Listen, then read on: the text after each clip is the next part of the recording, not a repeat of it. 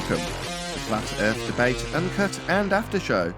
I'm your host Nathan Oakley, and if you are new to this channel, or you've not done so already, then be sure to subscribe, hit the bell notification icon and join button if you'd like to become a Nathan Oakley 1980 channel member and keep up to date with the Flat Earth Debate. If you would like to support the channel, there is a super chat that runs alongside each of these shows while they premiere, and there's also a PayPal, Patreon, crypto and thanks button in the info box below the video. Speaking of Patreons, I'm going to do a quick shout out to all of you who do support me on Patreon. So a massive shout out of thanks and appreciation first and foremost to my latest Patreon, Mitch Kennedy. Woo!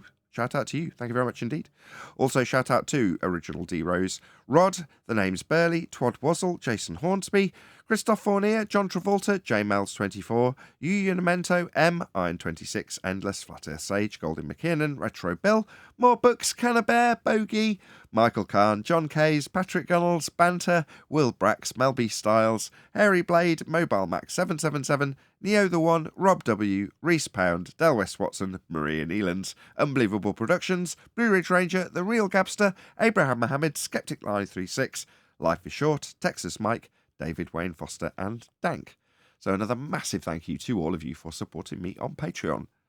Now I will hand over to whoever is in Discord and Google so you can enjoy their dulcet tones while I set up for today's live show. As far as I want to know, yeah, there's always more things and that will come, but the base is that it's definitely a plane that we're working on. Now what that is, I don't know, but that's the ball is already gone for me. Now I'm intrigued by the fact that if I can see this information, if I can go down a rabbit hole and find references for my understanding of or what I don't know, why don't other people see it? Or maybe they just don't find interest in that. Maybe it's just me. I don't know. But that's where I'm at.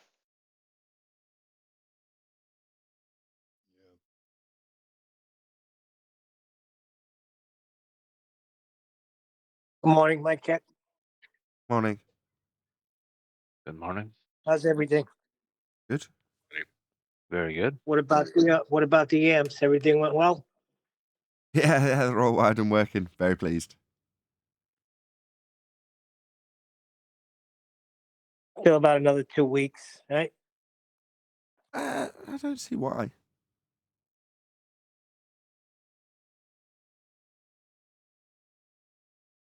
They seem fine. They're just exactly as I expected them to be. They're far less refined than the very expensive ones that they're replacing.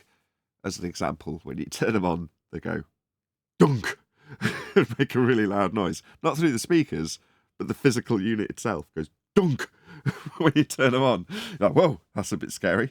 But that's just like the kind of, the level of refinement I was expecting. Doesn't matter, you know what I mean? I don't even care. It's more the fact I think they'll be reliable. They're very basic. So they'll be reliable. They'll just work. Hopefully. I don't see a reason why not, though. Good morning. Morning.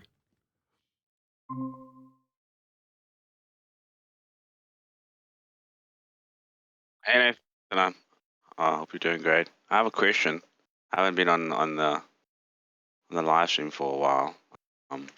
But I have a question with regards to. I've listened yesterday. I tried to, at least I got the tail end of it. And I'm intrigued by Sleeping Warrior's comments yesterday. I've been on that road for a while, so it was like, I'm not the only one, that thinks a little that way. Well, in my opinion, and I'll just cut it short here, is that for me, when it comes to gas, and it's something that we won't be able to figure out at this point in time. But that said, our models work, and it's a useful tool for us to work within them. This is my current reality and my research. But I felt alone for quite a while with that understanding, and hearing Sleeping Warrior yesterday was like, you know what? That was kind of cool. What's your thoughts on that? I don't know. I was wiring up amplifiers while Sleeping Warrior was talking. I only picked up my ears when he started talking about Bob Nodell.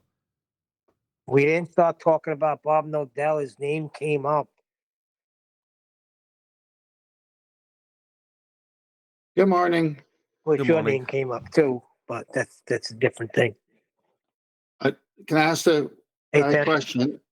So models work, but what's the presupposition for the model? Yeah, I mean, depends on what you're talking about, right? What we're talking about. What Correct. we're talking about. Correct. So, like, let's talk about the stars. Let's talk about retrograde motion. Let's talk about anything in the sky. Let's not talk about terra firma whatsoever. The sky, the stars, movements in this direction, that direction. So you make a model out of it, and you say, how can we make this model work if we're on the globe? So you work with it, you tweak it until you try to figure it out, and you get close, and then someone says, "Oh, you did something wrong there." Yeah, we can't figure that one out, but this is really good though. This is our experience. Okay, and then you take that same observation of these things, and now you say, instead of presupposing I'm on a globe, presuppose that I'm on a stationary, non-moving plane, and they still work the same. In fact, that's what they have to imagine, that the Earth is not rotating and the stars are moving.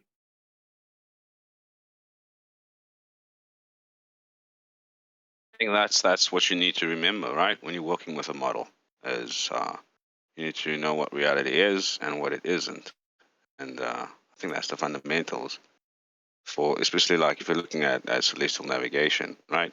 They use it on a globe. Right, but You they know what I have to, mean? They have to tweak it. yeah, I'm sorry, go on. Yeah. Yeah, Sorry, yeah, you're I right, you're right. interrupted in this. So let's Yeah, they have to tweak it. let's They have use, to make it work.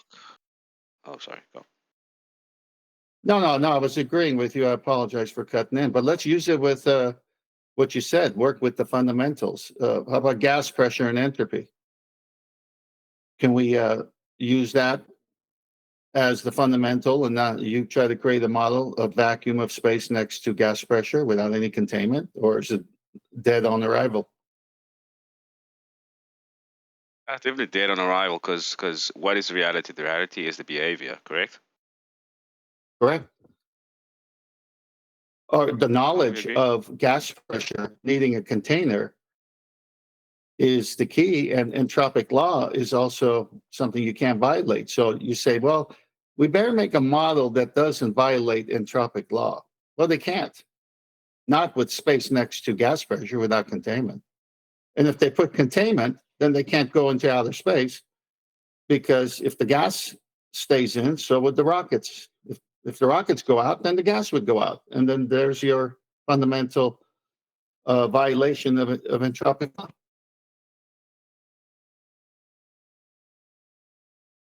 Exactly. I'm in agreement of it. For me, that's when you make a model, or when you try to figure out how things work. People tend to want to make models, right? But the problem is that people forget that that model is not reality. They're just trying to make it work for what they want to try to do. It's like all other maps as well. Maps is used for, or developed for the purpose of the use, right? It doesn't say exactly what the ground is. It's just useful for the purpose. But the fundamentals is, like you can see in celestial navigation, you require that level plane in the first place. Otherwise, it won't work. Everything else from that is it's just useful. Yeah, they even admit it. You just have to read more than one reference to what they're trying to say, even if it's connected to a model. And then when you do a bunch of readings on a particular subject, say in celestial navigation or gas pressure or any subject that we debate here on FED, it becomes more clear because a different author in the different book is explaining it more thoroughly. And the gaps you had from the first few citations get filled in your mind. So as someone ventures into celestial navigation, they're going to realize what an elevation angle is. They're going to realize what a baseline is. They're going to realize you need a 90-degree relationship, a right angle. They're going to see the books say that, but then the books continue after saying that to try to make you live on a globe. You're saying, well, these are contradictory. And then you keep reading. And then, oh, so you're never getting that from the surface of a globe. Like the guy's video yesterday when he cut that orange, he made a flat disc and he's on that disc now. But then that little piece he cut out, the curvature part of the orange, which represents Earth, they never take measurements from that curvature part. So where do they get the measurements from? Oh, from the center of the Earth. Well, who's at the center of the Earth, and why are you using this as a citation as if how it's being done? It's being done on the surface of the Earth, where that orange part is curved in your world. But you can't use that orange part that's curved, so you cut it out.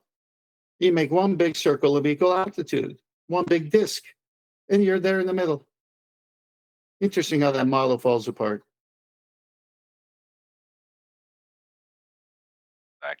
Exactly. I fully agree with you there. Can't agree, disagree. I've looked at so many videos online when it comes to celestial navigation. They always do that same trick. Then I'm like, ha ha ha ha ha, butcher. Yeah, I mean, I built models when I was a kid, but they were to scale to a real car or aircraft. So what are you saying, Ken? There's no scale to Earth? Well, there is. It's at the center. It's flat. That's what they're Wait, telling you. if you build the Earth model, I'm not going to see that blue marble? You're not going to see that part of the orange that got cut off for sure. Oh, dear. Nathan, I posted part 2 of that debate. I don't know if you finished the part 1 or because I couldn't catch the whole show yesterday. I'm not even going to argue. I'm quite tired. Oh, you want to take a day off or what? No. I mean, we're going to cover it. I've just queued it up. But what I'd normally do is go, oh, what, the same guy again? Yeah. You know what? He's 3-parter. So tomorrow as well, because what you're doing for the audience is you're putting together a syllabus in the sense of some of these guys have 3 parts, videos, and people can listen over and over and get your debating style down. And even though it's boring for you and you know it at the back of your hand, you're the teacher at this moment. So we're recording you, and the audience in the future, as well as the audience now, will have it as a resource. Yes, Professor Nathan. Yeah, well, like I say, I'm not even going to argue. If you want to cover this, I'll cover it. Well, yeah, one more tomorrow, so you can get mad at me twice more. No, I don't know about that. Wait a minute. You got that link I sent you on that Starfinder, right? I did. Starfinders. Yeah, it's sort of like some gateway. So you have to go through them to, I don't know, barter with them about how much it costs. They don't list the price. Well, I bought one. I bought one from eBay, and it was like $20. Yeah, from eBay. I mean, there's no ascribable value when it's secondhand. It's just how much do I think this is worth? Well, if I looked at mine now and went, how much do I think that's worth? I'd go 20 quid. Yeah. But what's its retail worth? Because that's a different thing. Sometimes something that looks cheap and plastic, which it is, actually costs quite a lot of money because of the, what it is and what it does and how it's been developed. Do you know what I mean? So I'd be really intrigued to know what its retail value was. I'm glad you bought one. Glad you found one. Yeah, I bought one that was in a box with full set of instructions. So when the instructions come, I'll take pictures and send it to you, so it'd be useful to you as well. But there were many in the eBay of the same thing with different styles. But what's interesting is they had the northern and southern hemisphere, so to speak, sky maps all on like 2 things you could interchange. It's just so interesting that we're whizzing through space in their model at all these crazy speeds, and we just have the same stars at the same place all the time, and they can just put them on 2 little things. You put them in a tube like a telescope, and you know where you are.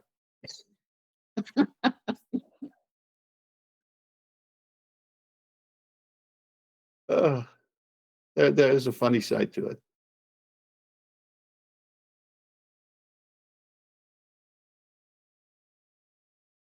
Good stuff. Yeah. Oh, it is. I was catching part of the show before my appointment and all that, but I wanted to jump in when I couldn't because I wasn't live on the air. It was when he cut that orange at the top. It was like, you're here in the middle of the circle. It's like, yeah, come on, keep going. All I'm thinking is circle of equal altitude. Yeah. So basically, they started with a flat Earth, even with your Yeah. orange field demonstration. Yep. Yeah. The difference between a globe believer and an anti-flat earther is the apologetics they make for why the globe doesn't work with a flat presupposition. So there's a reason why we call them anti-flat earthers, because they're, there's flat earth in their name then. Because they're often like that guy, utilising aspects of the obvious and observable flat nature of our world to apologise for why it's not doing what a sphere would do. Yeah, it looks so flat. But that's only because it's big. Now look at my measurements. You're like, do you not recognise your own cognitive dissonance? Do you not recognise your own contradiction? Clearly not, but you've got to square that circle, right? Yeah, they kind of forget that 8 inches per mile square and the black swan, and based on the observer height 1.225, that geometric Earth curve must be there and no further based on the height of the observer. But they kind of forget that when it comes to trying to brush it under the carpet. But then when it's time to tell you live on a globe, they bring it up. Yeah, I don't think they forget then, but I know what you're saying. Yeah, it's convenient amnesia.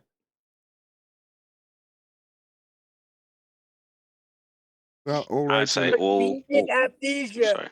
No, go I ahead. like that one. DALA. Go ahead. I normally say when I'm in chat, right, flat toys and all that, that the anti-flat earthers, all the arguments ends up in excuses sprinkled with begging the question and some math.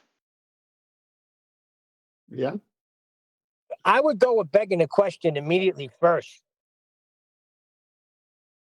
Sometimes they do start with an excuse. So I think he has a point. Whether it's first or second, it's still in there. Even their excuses begging the question.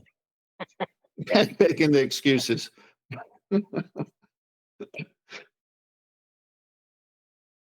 Look, I apologize. It looks so flat. I apologize. It's elevation angle, but I'm a glober. I'm sorry, you just can't understand why it looks so flat, but hey. Now, the first line of attack from a globe anti-flat earth, or whatever you want to call them, is to attack the person that's making the claim that the earth is flat. So always predominantly either an ad hominem attack or a personal attack. Flat out insult, whatever. That's normally the first line of attack. Then it's normally followed up by a burden of proof reversal fallacy.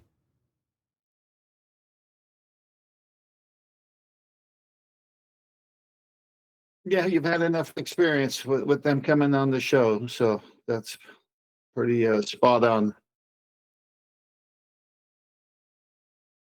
Or they just give you a look. Like when I talk to new people, which in the past couple of weeks there was one guy, and I brought it up, and just the look on his face was like shock and astonishment. But I said, let's have a conversation on it. And in the conversation, nothing, no bullets, no silver lining on the cloud for them. Well, yeah, but I go, yeah, but here's what it is, and here's the facts, and here's the natural law, and here's this, here's that. And I went through some of our housekeeping questions. Nothing, no response, no arguments, because it's just the astonishment that someone believes we live on a flat plane when everyone knows we live on the globe. And then when it comes to talking about it, they have nothing to defend it. It's like, wow. Right. They have dreams, Tom. Dreams, you say? Good morning, guys. Yep. Good morning, Chocolate. Chocolate. Dreams and imagination, brother. That's where the globe lives. Well, that's what the doctor, not Dr. Becky, but Sabine Hoffensfender said about Einstein. Hassenbender. Hassenfender. Yeah, sounds like an expensive guitar. But anyway, You're rolling Einstein- today, Ted. it's Einstein. It was in his imaginings, she said. Yeah. That Einstein I sure did- was a dreamer, I got- chocolate. Listen, one day- Chocolate, Like- don't help when you got flat earthers still arguing about gravity and trying to prove what gravity is.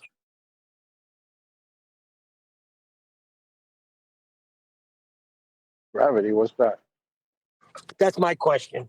Everything is a downward vector. You have to face it. You can't just accept it. You can't accept relative density, disequilibrium, because there's no vector and there is no. What was the other thing? Well, regardless of what their arguments are, that's No vector, no acceleration. point 2 that I just raised, right? Burden of proof reversal fallacy. So that's feast of nonsense stuff where the flat earther, in this case, has gobbled down the burden of proof reversal fallacy that we have some burden to satisfy when it comes to gravity. And then they go down this rabbit hole of proving a claim that isn't theirs and is only necessitated for a globe when they beg the question of a globe. You say, like, why are you looking into gravity? What's it got to do with you? Is it part of your claim? No. Why have you made it part of your claim? Oh, you fell victim to a burden of proof reversal fallacy. They claim gravity. They're not proving it, but you're running around looking to prove it or disprove it. It's not your burden. The only downward vector. My favorite. Sorry. Go ahead. No, go on. No, go on. I was going to say, I had to go back and listen to the dude from yesterday because that was hilarious. That guy was all over the place. It was Well, great. We're covering him How again did, today. how did he really fix himself to tell everybody that the globalists have it all wrong and are asserting that there's curvature to be seen from the Earth, therefore creating the flat Earth community? I mean, you can't buy that type of freaking nonsense. Well, You really can't. you're about to get blessed because part 2 is going to be today with the same guy. No way. Hold. Oh my God, this is going to So, be good. Chocolate, you got to But thank I'm him glad for I showed creating up us. today. We got to thank him for What? creating us, Chocolate.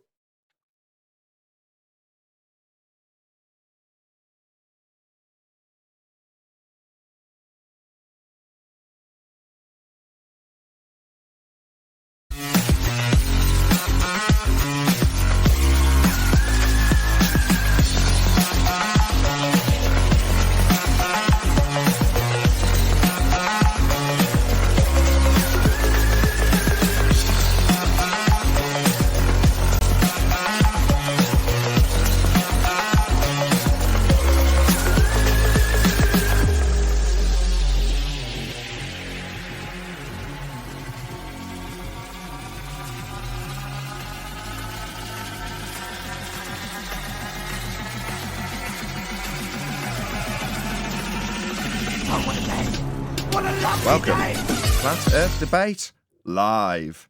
I'm your host, Nathan Oakley, and if you are new to this channel, or you've not done so already, how dare you, then be sure to subscribe, hit the bell notification icon, and join button if you'd like to become a Nathan Oakley 1980 channel member and keep up to date with the Flat Earth Debate.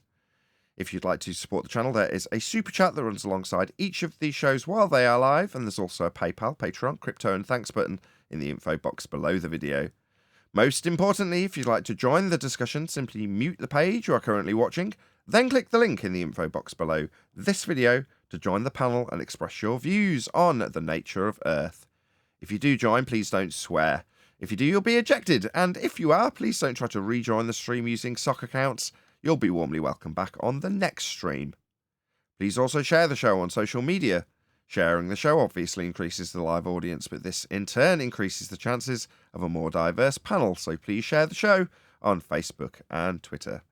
Now, we are joined by Paul, Neil, 10th, Chocolate, and a whole bunch of people in Discord, so welcome one and all. Hey, hello. Hello. Yo, But you yo. said Good you morning. said my full name, but backwards. If you would have said Neil Paul, then it would have been my full name. That's fascinating. I'm so glad we opened the live show with that, Neil. Thanks. Any other little bits of Neil-related trivia that you'd like to share with my live audience? No? Moving on. Let's do a bit of housekeeping. Any evidence of axial rotation of the Earth-based variety? Maybe you should ask Paul, or maybe Neil will answer. No. No evidence that Earth's turning about an axis? No? Fair enough. Any evidence of a self-perpetuating molten iron core at the centre of a presupposed spherical Earth? No, I just heard sonograms. Wait. I'm sorry. To go back to the previous question, you said it has to be turning. What has to be turning? Earth. Earth in what shape? As a sphere. Oh, nah, we can't do that because my man from yesterday told everybody you can't see the Earth as a sphere, and that basically he's the globalists that are running around telling people we live on a sphere and that we should see this curvature. They are the cause of flat earthers existing and asking these questions now. So it would have to be a ball before it could be a spinning ball. So according to my man, it's no ball. Too biggie, no curvy. Okay, my man in this instance is VoysovReason. Okay, so this is the same YouTuber from yesterday. Now, I'll grant 10th man that I did actually get into covering this guy's video yesterday, as much as I was like, this guy's tiny. In reality, same size as us here on Flat Earth Debate on the Nathan Oakley 1980 YouTube channel.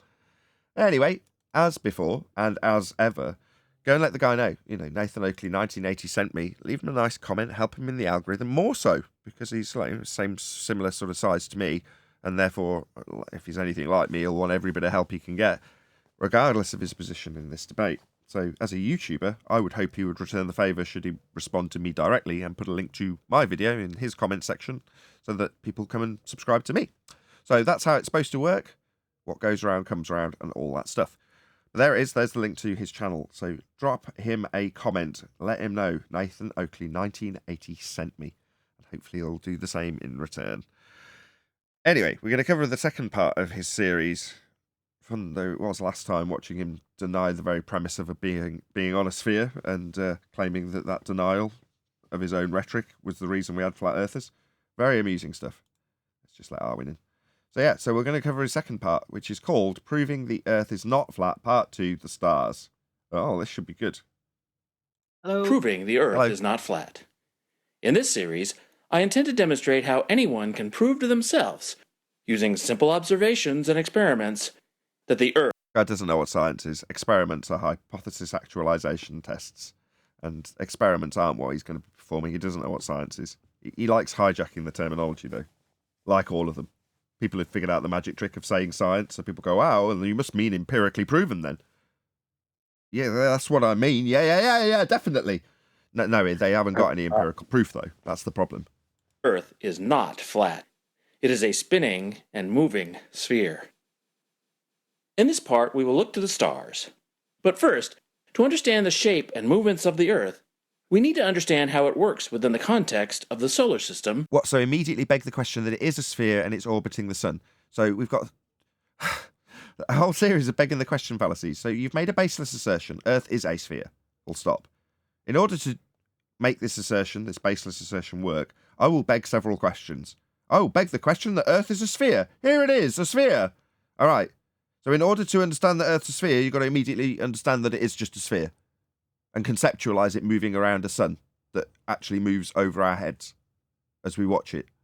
Okay. No, that's just two begging the question fallacies. You've assumed orbits and you've assumed sphericity. And the distant stars that surround it. Distant stars? Another begging the question fallacy. So your distant stars are based on a presupposition that Earth is a sphere with a radius value that's transposable onto Venus at the same value, so that you can scale using Kepler's third law of interplanetary motion to give you the values and distances to declare that they're very distant. You have no idea what they are. You have no idea how far they are. And Kepler won't let you know how far they are based on assumptions that Huygens makes about Venus having the same R value as Earth that isn't proven has been debunked in 2020. So no, they're not distant. We don't know what they are. Quick shout out to Elvis Kavovic. Shout out for the super chat. Thank you very much indeed. No experiments on globe Earth. No, there isn't. Number one, it's concrete now, and even if it were true. But yeah, I appreciate the super chat. Thank you very much indeed, Elvis. Really appreciate the support. The nature of the Earth, solar system, and stars took many centuries to figure out. No. To invent, to reify, took even longer. But to invent this isn't something that you're figuring out. You're figuring in. The Greek mathematician Pythagoras was the first to propose that the Earth was a sphere in the 6th century BCE. Amazing how useful his triangles are for proving Earth's flat when navigating with the stars. But maybe we'll get to that. But it wasn't So accepted. not Aristophanes then?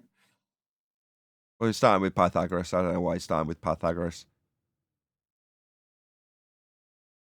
Few hundred years earlier. Because Pythagoras was the one that said the Earth has to be a sphere because God created Earth in the shape of the perfect shape, which is a sphere, according to Pythagoras.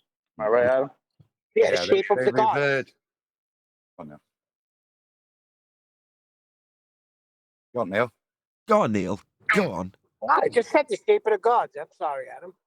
It's not the shape of the Baby. god. It's from a geometry point of view, it's the most perfect. And that's how they viewed it, is that from a geometric point, it was the most perfect of 3D objects. And with that in mind, it's not so much Pythagoras, I don't think directly, but the Pythagorean school that proposed it. I don't know how fundamental it was, and it certainly wasn't accepted, and it was a point of ridicule, as far as I can see, for the Pythagorean school compared to the rest of the Greek world. What made them stand out, this outlandish claim. That's my understanding of it. It was more of a, because they were just into geometry. They're like geometry geeks. So it was so good in geometry, then God must have used it. Right. But what If do you math use is to reality, validate it? then Earth must be a globe.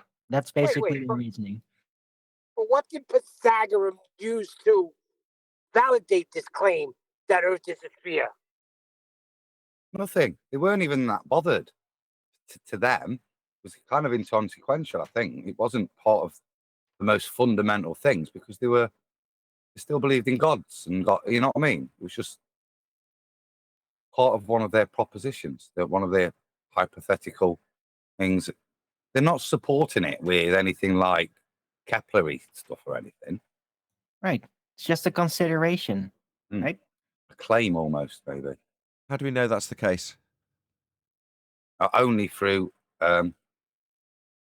rediscovered documents that will. I could go and find it. Are they primary Which is God. source? When you say rediscovered, that sounds There's no ambiguous. such thing as. I suppose, from a naive point of view, yes, you could cite it as a primary source, or at least a secondary source that it's a recording of what What's people going remember. on? from Hold on, I'm getting Pythagoras. lots of weasel words straight away. What's going on? Yeah, well, that's because history is a weasel word. There is no primary source in history past 1100, and to pretend otherwise is you have to use weasel words. There we go. That's what I was trying to force you into saying. Perfect. Thank you, Yeah. Adam. Any more on this? If Yeah, math is reality, then Earth is a sphere. This is often cited by people today. Well, everyone knew it was always a sphere. And then they quote these Greeks and others. It's like, no, as Adam said, they were fond of geometry. They loved that circle. They loved the globe shape. And so it was them and in their schools isolated. And then they say everyone knew it was. So then when we see other like drawings of the Mayans or the Egyptians, they all had exactly what all the other cultures had, which was this celestial dome type of a thing over a flat plain. So it isn't we all knew, it's the Greeks isolated here as Adam said, they were geometry geeks. They thought about it. They talked about it. They certainly didn't prove anything with it. And so today, the Denny Faulkners and everyone cites them and says, "Oh, globe Earth is really old. It's not a new thing. It didn't start with Copernicus." Most of the world until the Middle Ages, between the 5th and 15th centuries. So, flat earthers, you are only about 600 years behind the curve. Because we live on the surface of the Earth, we are limited to seeing it from our perspective. Or at least we were back then. Interesting turn of phrase from our perspective, eh? Okay. Well, he just validated. Hang on, he just validated what I said. He'll go to some group of people who had this inclination to think it's a globe and say everyone knew it when it was just the Greeks, and they even named their gods, their mythological gods, Jupiter, Saturn, and all this. And he's using them and saying, "There's my proof." Sure, but like I asked Adam, it's like when people come up with this stuff, aside from what they'll find on Wiki, where's the primary source research? Where's it being evidenced that these people... I mean, I'll take it to the extreme like I always do and say, where's the evidence they even existed? Well, I don't even mind them existing or them saying it. It's isolated to them is what I'm saying. The rest of the cultures believe otherwise. You got anything to say on this, John? Hello, by the way. Hey, well, no, I mean, they did use a flat Earth to think it's a sphere. So, yeah, if you want to point to crazy people like that being your proof of knowing, okay. Perspective is limited. Scientists create conceptual models and test them against observations.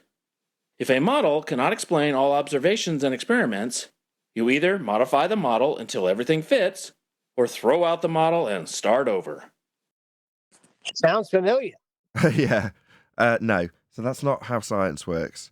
I mean, I do this every single time we pull them apart, and in almost every single example that's been thrown up to date, I will take it apart and detail what the scientific method is versus this guy, in this case, describing how models have to compare and how they can adapt something in a model if it doesn't fit with whatever they're trying to describe with the model, right? That's science, right?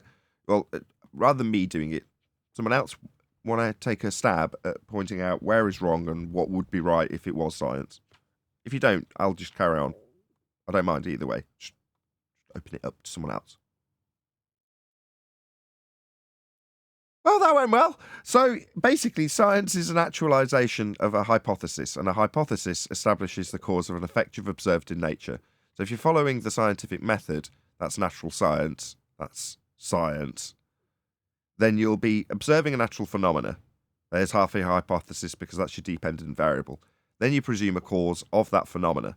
There's the other half of your hypothesis because there's your independent variable, presume cause of the effect.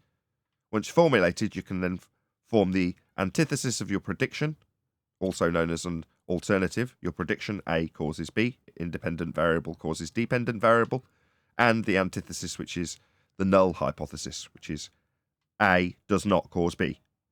Independent variable varied doesn't cause dependent variable observed phenomena in nature. That's when actualized, that would be to say varied to see if it causes the effect, and experiment. So you vary A, see if it causes B. If it does, you validate your alternative hypothesis. If it does not, you validate your null hypothesis. In both instances, you are validating your suppositional statement in one or other instance, either in the alternative or in the null, hence the empiricism. You will be validating something if you're doing an experiment correctly. The only other thing that would be added onto the method is to say to do it systematically, which is to say you don't just do it once. You get other people to make sure that your experimental setup was correct, your hypothesis was correct in the first instance, you had a valid real cause that you could actually vary and manipulate, and it was actually varied and manipulated and did actually cause the effect. You get multiple people to do it independently. But that's it, that's the method. Vary A, see if it causes B. B is a natural phenomena. A is a presumed cause of an effect. Varying it to see if it causes it is an experiment. If you do cause it, you can then form theory. Now, what I've just summarised in the last 2 minutes was the singular scientific method. Anyone else got anything to add? Because it didn't go well. Nobody I else was took me going up on to it. say, Go on. I was going to say something about models. It's interesting that he thinks that that's how you create a model. That's not, but all the models he's got use a flat Earth. Maybe he should look into his models a little bit more before he talks about them. Okay, expand on that. But looking into things that then he can't just blankly assert it and be okay with it anymore. Well, he's either using Go on, John. I was going to say he's either going to use a tangential plane in surveying, or he's going to use the equatorial plane in celestial navigation to assert it's a sphere. But both of those are flat plane models.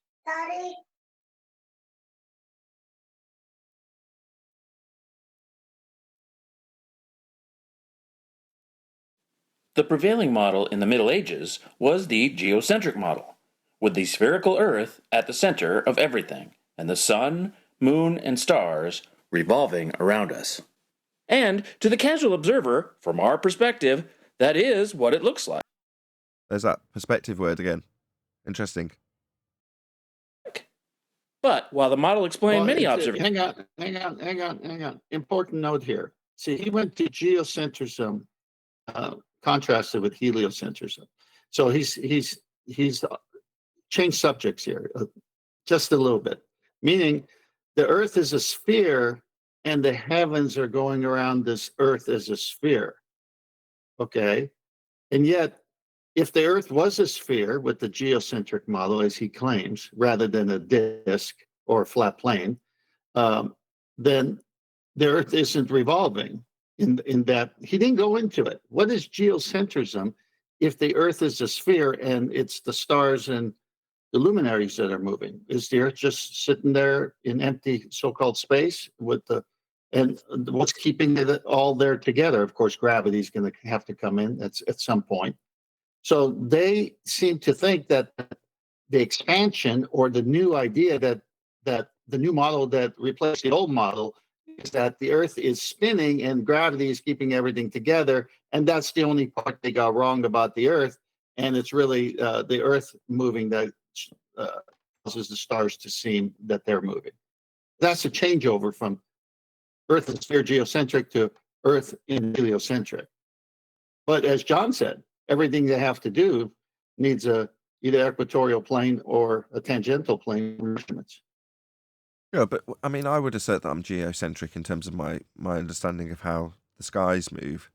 But he imposed the sphericity onto the geocentric claim just arbitrarily. Again, is essentially a baseless assertion.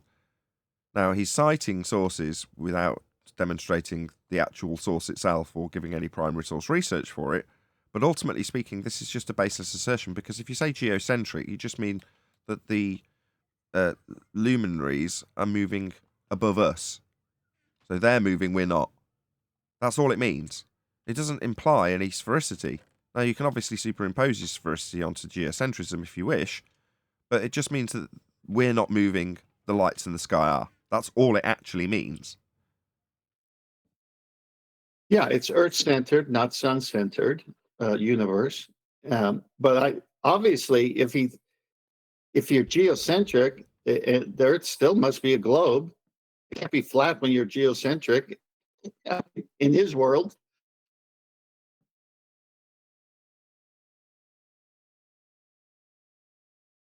Observations, it failed to adequately explain some of them. Most notably, the apparent retrograde motions of the planets. Copernicus saw... He cites it. This annoys me. So it's like, look, the ancients knew it's a sphere. Okay, right. Why? Because of these models that were wrong. Right? That's in the book as well. Again, Adam? This is wrong. What he's doing is he's describing this to the ancients. I've just been doing some image, so I was a bit quiet. Some reverse image searches. So I found this. This is from a Johannes de Sacrobosco. Fractus disphaera. So the shape of the sphere is what it's called, but it dates. Well, again, they claim it dates from 1470s, but the only existing editions date from 1572 and 1569. So they're the only actual two copies. But listen to the date. These are the thoughts of people in 1572. They're being ascribed to people in 400 BC. Yeah, Pythagoras. As if it's a continuance. Yeah, it's not. It's very different. And fundamentally, as Tim said, still geocentric, you know. Right. And as I just noted, he's ultimately saying it's wrong. I mean, he's appealing to the retrograde motions, just so we keep up with what he's actually talking about. Solve that problem by realizing that the sun is the center of the system, not the Earth. And the heliocentric model... He's just said realizing. Why? Again, it's a baseless assertion unless you tell us why. Now, I know why. It's mathematically done that way. But it isn't being explained by you. Still works to this day to perfectly explain all observations, measurements, and experiments. Right, models don't explain experiments. And the heliocentric model... Do you want to show us it? Is this it on screen? It isn't. But maybe you could show it us. So we can then point out that various aspects, number one, are shown in individualistic manners. That is to say that things like the mathematics of retrograde motion don't include things like gravity, do they? Where's gravity in this? They don't include things like the laws of thermodynamics in this. So there's very much not a working model that's ever been presented to us. You can't. But you're going to say that it works with the experiments. That makes no sense. I've just detailed what an experiment is. That's a hypothesis test. So the observations have to work with the model. No, they don't. No, you take observations and then you extrapolate out what you think they are in terms of these models, describing them. That isn't the world. That's a reification fallacy. Furthermore, you're definitely wrong on the last one. Experiments are going to be needing to kowtow to what models do. This is ludicrous. Also, the ultimate test of any scientific model is its... Scientific model? Yeah, you don't know what science is, so you're definitely not going to know what a scientific model is. Very few and far between, I might add. Its ability to predict future events. Predictions are the hypothesis. It predicts the cause of the effect. So you're asked about face in terms of what you're describing in terms of science. The prediction comes before the experiment. This guy hasn't got a clue. What he's doing here is he's being sly and coy, because when something's repeatable and it's on a scale anyway, right? You can predict it. So we can predict, like when I called navigation school and I says, how can you sell a book that tells me where all the stars are going to be for navigational purposes from the year 2000 to 2050? We're in 2021 at that time. And he says, are you kidding? We know 1,000 years in the past and thousands of years in the future. It's just be too big of a book. So if you know something's going to repeat itself, you predict it, all of a sudden you have your model. No, this always repeats itself. It's not like prophecy where God is saying something going to happen in the future and then it happens. This is what they're trying to say. It's nonsense. Yeah, they're describing, when they say predictions, what will come next in a cycle. So they say, check out my science. On that clock, after the 1 will come the 2. You watch. Check it out, it did. Science. No. Now, a prediction in science, I've already detailed what a hypothesis is. Well, a hypothesis has got a different name. You can call it by a different name. You can also call it a scientific prediction. That's what a hypothesis is. It predicts the cause of an effect. Now, it's a suppositional statement with the antithesis built into the statement. So A causes B and A doesn't cause B. Both can't be true. Without actualization of the hypothesis, you've got a statement that A causes B and A doesn't cause B. So as a statement in isolation, a hypothesis, that's a suppositional statement of cause, cannot be used to describe an outcome because you've got a contradictory statement within it. The null contradicts the alternative until you vary A, that is to say, actualize your hypothesis, actualize your scientific prediction. And in terms of what it's predicting that both A causes B and A doesn't cause B. Both can't be true. That's why you vary A to see if it causes it. So again, it's just people who haven't got a clue, that are just hijacking terms of science to make themselves sound smart when they babble off a load of wiki-parroted nonsense about heliocentrism, cite stuff from a couple of 100 years ago, claim it's from over 1,000 years ago, and then tell us how the people 1,000 years ago got it all wrong because of retrograde motion. Like what? So they knew it was a sphere because they decided one day that Earth was turning rather than the stars, but prior to that point, from their perspective, without citation, they just arbitrarily decided that we were going to be moving on a turning Earth rather than the stars, obviously and apparently moving above our head. All right. So that's why it was so. Suddenly we moved around the sun in this heliocentric model, formerly geocentric at the point of this discussion. Like, oh, wow. Any reason for any of this at all being given? Any justification? No, it's just parroting off of some history he's got from Wiki. It's pretty sad.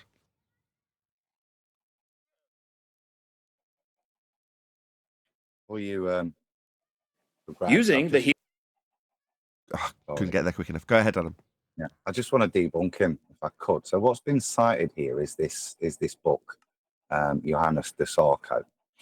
And I found the picture, and it's obviously in Latin, but there's a little description. Did you want me to present anything? Just tell me if you are going to ask. It's on screen. It should be on the shared MG Plus. It isn't, but I will make it.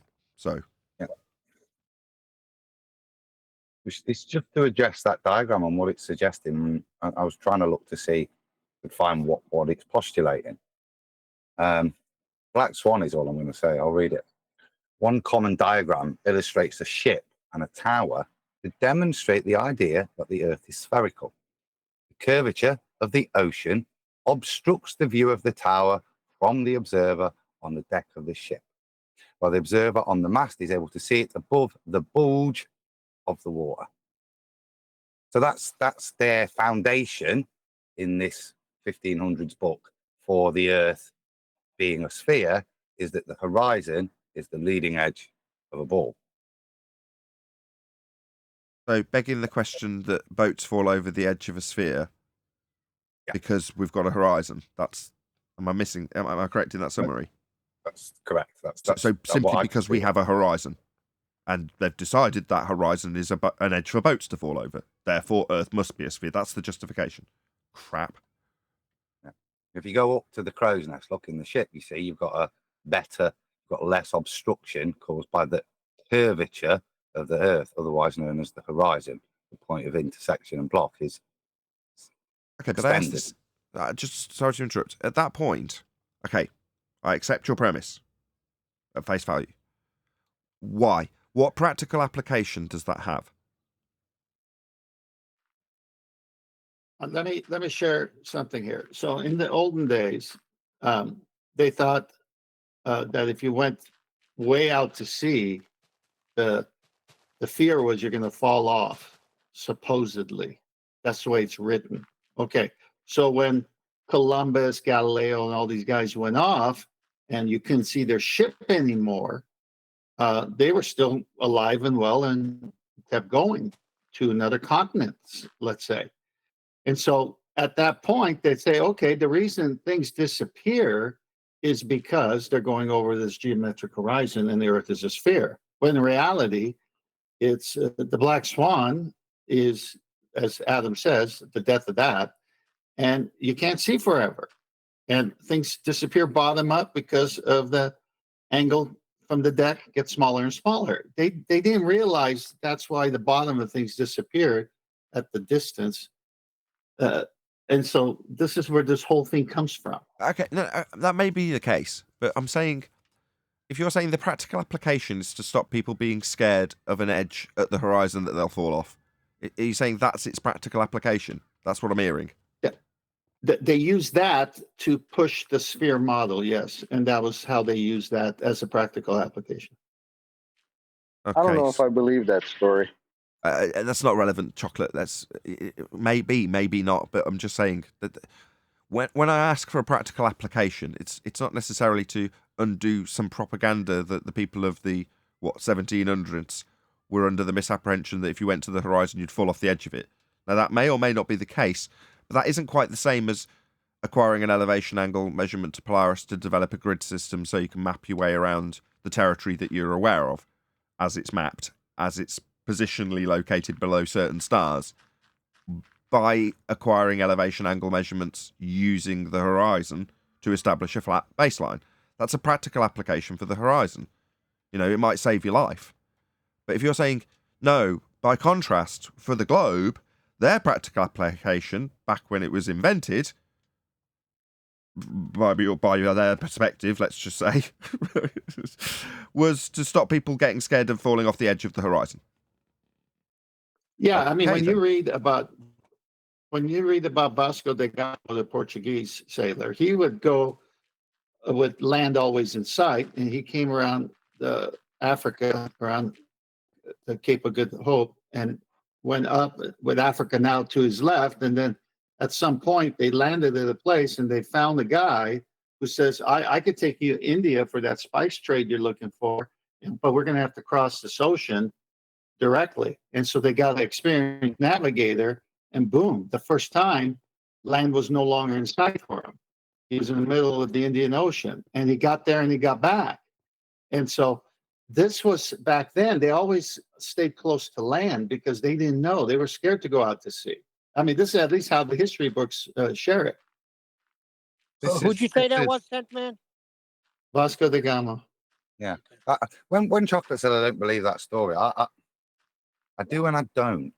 I'm quite happy to believe that European sailors come the early 1600s believed that it had been drilled into them. That what we see is a lot of changing of knowledge. So I don't doubt that European sailors would maybe think that, and they've been led to believe that. But that's not to say that prior to them and in other parts of the world at this time, the Chinese, for example, that they weren't. They were ignoring that, and they were mapping the world. They don't believe that, and I think it's a simplified tale. But that's not to say that there wasn't propaganda to limit European sailors, especially when you see that either go to the Indies and they're shown how to circumnavigate the Indian Ocean, how to cut straight across it using the stars. That's what they're told. I think the Dutch get told, don't they? How to cut that even shorter instead of sailing all the way around the capes. So I don't. That knowledge was there. It's lost, and then it's misrepresented. I would say to European sailors, so that may have some possibility of truth in it, but it's not to say that prior knowledge to that precluded what Nathan was describing, an ability to use the horizon and the stars to navigate. I'll cite something. The Maoris. So the Maoris have people over there in New Zealand that. So this again isn't primary source, but this is ancient preserved knowledge through the elders. So they've got these blonde people with blue eyes that promote, and they've preserved this history, how they got there, and their ancients tell the tales that they left at Mesopotamia, traveled out across the Pacific, stayed for a while in Central America, then headed out crossed the Atlantic, then headed out into the Pacific, where they became inhabitants of the Polynesian islands, and then finally wound up in New Zealand. Their elders preserved that story of and they tell how they got there by using the stars to guide them across the great ocean. So that knowledge is much, much older than this, preserved, independent, for me, with no bias, because it's not making a claim. It's just preserved as their ancestry, which is interesting to us now, but it wasn't used as a boast. We use the stars. There wasn't anything significant back then when they're preserving it. But if we analyze it now in comparison to things like this, where we're being told we're all dumb and think we're going to fall off the edge, no, it's not what we're against. Yeah, and the Polynesians have a rich history of navigation where they use ocean currents, wind patterns, wildlife like birds and the stars. Thousands of miles of island hopping. So yeah, I agree with Adam there. Heliocentric model, we can accurately predict lunar and solar eclipses, conjunctions, planetary alignments, and many other phenomena down to the minute or second. This is how real science works. That's science. Hang on. We can down the flat plane and it's be down from the flat plane because it's all done from the equatorial plane. Anyway, what a joke. This is not science. This is recognizing repetition of pattern. As Nathan says, I can look at the clock, and because when I watched it go round yesterday, I can predict that the hour hand will go from 1 o'clock to 2 o'clock within an hour. Yeah, this is the celestial. The stars in the heavens are the same thing. They are a clock. They have lots of different cycles, but if you can read them, you're not doing anything. All you're doing is using the knowledge that it ticks like a clock up there. Some of them in different relationships to each other, so you can get even more detail. That's all you're doing is reading a clock. No flat Earth model has ever been able to explain all astronomical observations. That's just False. detailed from by 10th. It's based on the equatorial plane. So your claim that it's coming from a globe and that's why it works misses the fact that the globe has come from a flat Earth origin. Let alone make accurate predictions. I challenge any flat earther to. Go on. So this is his faulty premise. If I can predict when there'll be another eclipse or whatever, then that proves these things are round. Their predictions, where did they come from? Where did they build their heliocentric model from? They built it from the predictions, the ephemeris data that was already there. We can predict. NASA predicts from the ephemeris, not their heliocentric model. Use your model. Our data, it's our flat Earth data that's doing the predictions.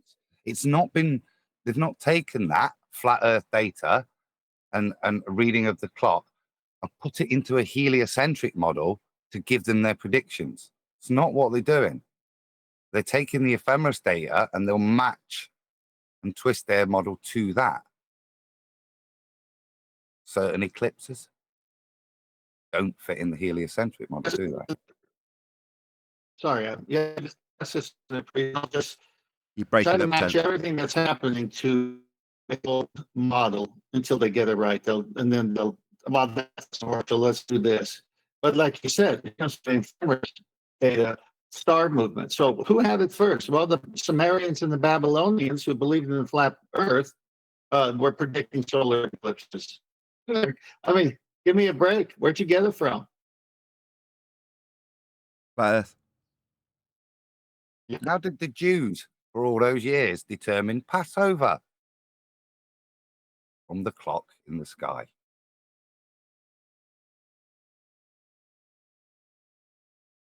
Oh, have I just done something I shouldn't have done? Looks like it. This is part 2 of a series by an observer. Observers are. It is this backdrop. Are those puzzles in Hero Wars even real? Okay, so I lost my place by pressing the wrong button. Oh, now I'm on a completely different video. Here we go.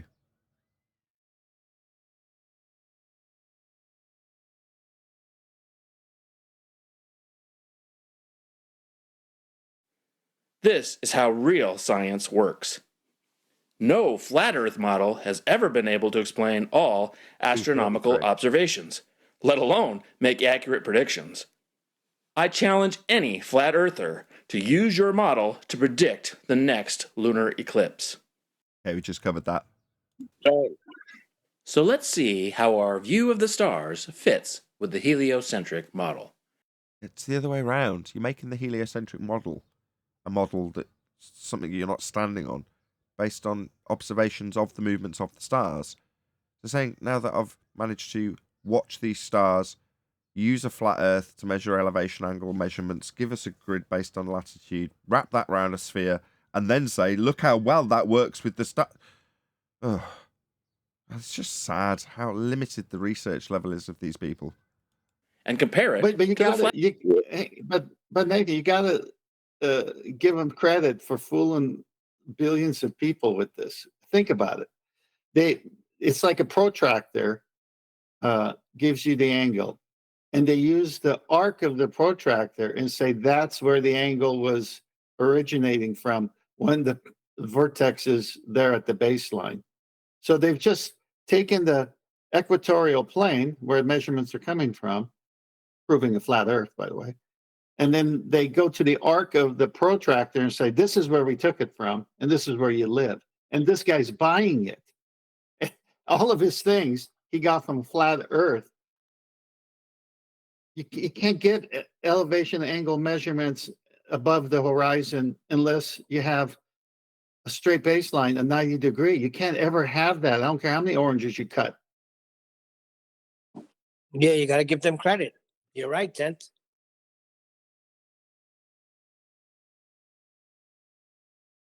Flat Earth model. I think he should.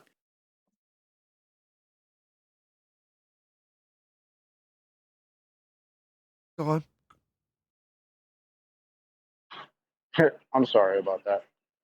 I was just going to add, I think he should just keep telling his fellow Globers how they're wrong for asserting that we can see Earth curve. I like that stance.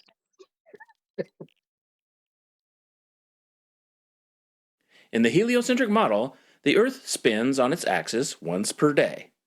The axis is tilted about 23.5 degrees, and that tilt constantly points in the same direction as the Earth revolves around the Sun once per year. False. Hold on. Guys. John, go first. I was going to say, where did he measure 23.5 degrees? Celestial sphere. Dummy. Just a dummy. Yeah, off a flat plane.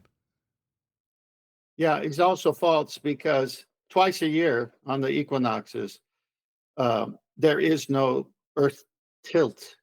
It's negated.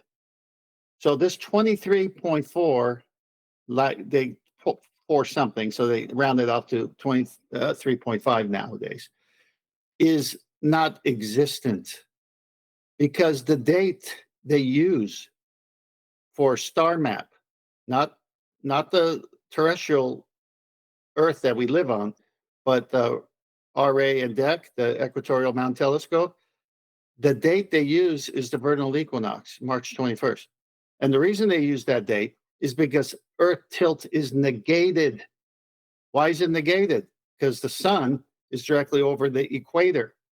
Well, what does that mean, and why am I saying this? It's very simple. Anything below that, you can't see all the way to the celestial sphere. Anything above it is what you can see in the sky. And that date continues for all RA and DEC observations, even though the sun does its transit 23.4 up and 23.4 below their so-called equator. It's the sun that's actually moving. They've got the Earth tilted in advance when it's really not, because the date they use, there is no tilt. It's perfectly on the plane of the zodiac. We live on a flat plane all the way to celestial sphere, based on that map right there. Right. This tilt is the cause. Go ahead. But that 23.4 that he just cited, or 23.5, that's of a flat plane tilting. Whenever they show it to you in a model, it'll always be the flat plane tilting. Like, it's not a globe proof at all. No, you're right. And we're back to the elevation angle. You need a flat baseline. But the point that they say the seasons are caused because of Earth tilt and its orbit and all this is nonsense. The seasons are caused because the sun is moving 23.4 north of the equator and south of the equator on a flat disk. That's the reason for the seasons, not because there's a tilt already in place.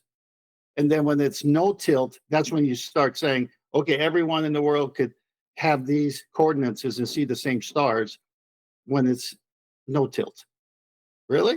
But what about when it's the solstice? What reference am I using then for when I'm using my RA and DEC equatorial mount telescope?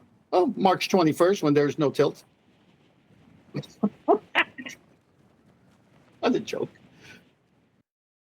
Just a quick minor point with that, what he's just said. His validation seems to be that his model works perfectly. So I'm just going to cite a Selenelian eclipse. Selenelian or horizontal lunar eclipse occurs when both the sun and eclipse moon are visible at the same time.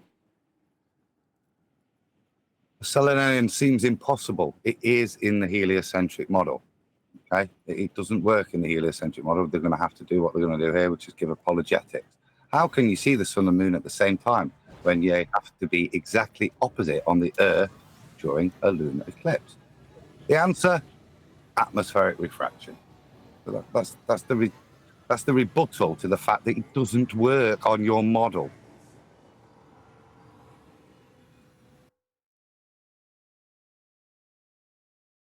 Seasons, and the seasonal variation in the length of daylight. The stars around us are very far away, but all the stars we see without powerful telescopes are circling the Milky Way galaxy with us, in the same direction and the same speed, so they are essentially stationary from our frame of reference. It is this backdrop of stationary stars we can look to understand the shape and movements of the Earth, as I will explain. No, they've been back engineered. Very frustrating. Okay, I'm going to do. Did you hear? Did you hear? Just give me a second. I'm just going to do. Of just one sec. Just one second. Just want to do a quick super chat. Shout out to Goldie. Says good morning from Flat AF, South Florida. Really appreciate the support. Thank you very much indeed for the super chat, Goldie. Go ahead, Adam. That claim there seems to deny parallax. Again, a failing in his model. His model should demonstrate parallax. There is none. Now he excuses it. Oh, they're so big and so far away that's why you don't see it. It's not an excuse to deny the effects of parallax. Plus, he just reversed. Remember, just reverse everything. Whatever they say. He says the stars are stationary, Earth is moving. When in reality, the Earth is stationary and the stars are moving.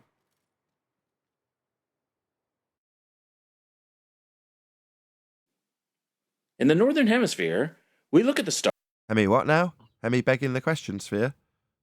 stars, and we see star formations we all recognize, such as the Big Dipper, the Little Dipper, and Cassiopeia. I mean, at this point, I think sort of 3 or 4 minutes into the video, this is really the point that he just starts begging the question over and over and over and over again, right? Like yesterday. Well, he's just gonna parrot off the model. Look how much time he spent on setting the stage so that everyone's in the begging the question world to begin with. And now he's going to start talking about stars that we all see. And again, you're just going to kill it with navigation. So let him do what he's got to do. But in the Southern Hemisphere, these Hemi, what now? Hemi begging the question, Sphere. constellations cannot be seen at all, and different star formations are seen, such as the Southern Cross and Centaurus.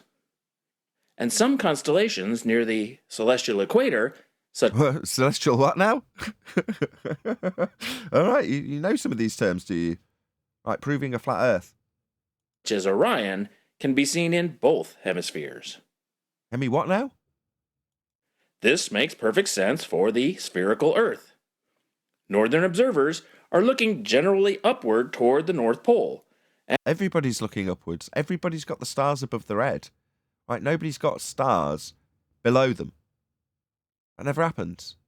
You're under this misapprehension that there's a sphere edge horizon with Earth falling away at 9.8 meters. 9.8. What am I talking about? 8 inches per mile squared. Get my maths right eventually. Right? Oh, they're going to hold you to task on that. Say again, Neil. You're going to hear that and hold you to task on that. Hold task on what? Nathan mixing up 9.8 instead of 8 inches per mile squared. You know, they find these little things. Oh, who cares? Then you make videos about them. And southern observers are looking generally downward toward the South Pole. Are they? Really? You think the people in the south are looking downward? No, they still look up at the stars. Yeah, and at no point will you end up antipode when you head out towards the horizon. It's absolutely absurd. What they're And doing seeing- here, and what they're doing here is they're violating their own navigational assessments of 90 degree. So when you're under Polaris, you're directly under the GP of Polaris, okay? And if you look at the horizon, that's 90 degrees relationship to your zenith being under Polaris. Now, let's say you're at the horizon, reverse the positions, okay? Not at the horizon, where's Polaris? Well, it's down to where you can't see it anymore because you're not under it anymore. So the further you get away from Polaris, the lower in the sky it goes due to perspective and distance, right? So now you're at the equator, that middle line, and Polaris can't be seen or barely seen. And you look the other direction and you see a whole new set of stars. Well, duh, the sky is big and the Earth is large. And the furthest distance you're going to see is based on 90 degrees, 5,400 nautical miles. And then the thing's going to look like it's touching the horizon when it's actually not. It just appears that way. So if you're looking at Polaris from the equator and it's touching the horizon, as you go towards it, it's rising in the sky. Well, the same thing's happening the other way from Polaris to the equator. Other stars are appearing to you. Just look at a basic YouTube video on the planisphere. They just flip it around. You're here at this altitude. What's the word? Latitude. Okay, because they got them in latitudes. They sell them, these planispheres. And then say, well, you want to see what else? Just flip it around. You see the other stars.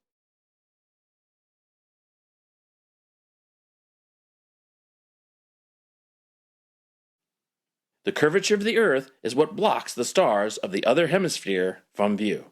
Yeah, so like always, we called it. Yeah, your assumption that, not 9.8, but 8 inches per mile squared is the reason that travelling south will lead you to be antipode, looking down at what was previously above you, because the stars are below the southern, begging the question, hemisphere. It's just an assertion that isn't true. We, number one, debunked the physical geometric limitation of a spheroid horizon in 2020. And everything that leads up to you making that assertion is simply you assuming that assertion, aka begging the question fallacy. To illustrate, Wasn't this the same guy yesterday that said you couldn't see the curvature of the Earth? It's all flat. Yeah. These blue arrows represent the direction an observer in the north views the stars in the sky. Does it? How many times have you stood hanging off at a side angle? It's just nonsense. You're always stood upright, and you're always taking angle measurements from a flat plane. And the red arrows are the direction of the stars viewable by an observer. Look, he's telling you how to beg the question. Don't interrupt him telling you how you assume antipodal positioning. That's what he's doing. Look, this guy looking up. Look, this guy looking down. In the south. Go on, Adam. That's false. That's not how, if you live on a ball, you view it. That man, can you see the sky? It doesn't matter whether it's red or blue. Can you see what portion of the sky is available to him to view in that picture? There's nothing below his feet is viewable, okay, which is reality. But that's not what happens on the ball. That man goes to the center of the ball, put him at the center, and look how much more of the sky. And that's what matches up with what we see. But you have to take the person to the center of the Earth to get the reality image to match. And the only place it will match is if you take the person off the ball and put them at the center of the ball. That's how their model matches in stellarium. It will never match from the surface. It only ever matches if you take the image you take from the surface and drag it 969 miles down to the center of their ball and place the person there. Then the sky map matches the stellarium map. Well, that don't count then. I'm sorry. That's illegal. That's how it's done. But the stellarium map is a celestial sphere map. Yes, but when they stick it on the ball, the only way in which it lines up, this is why the moon phases don't work, but that you can put it in stellarium and they will work, is because the view that you generate is not the view that should be possible on a ball, but it is the view that's possible on a plane. And the only way to match it up to align it up so that the view matches up to where you are on a ball is to take you to the center of the ball. It's the only way you can match the two. Why they go to the center? Because it's the conversion of the flat. Because they've got to get it back to the flat. And in doing that, you see, you lose part of the sky by putting yourself on the ball. This is why when it comes to the vernal equinox, it is one flat disk all the way to the celestial sphere where the stars are at great distances. And anything below that you can't see. So the equatorial plane, the Earth's,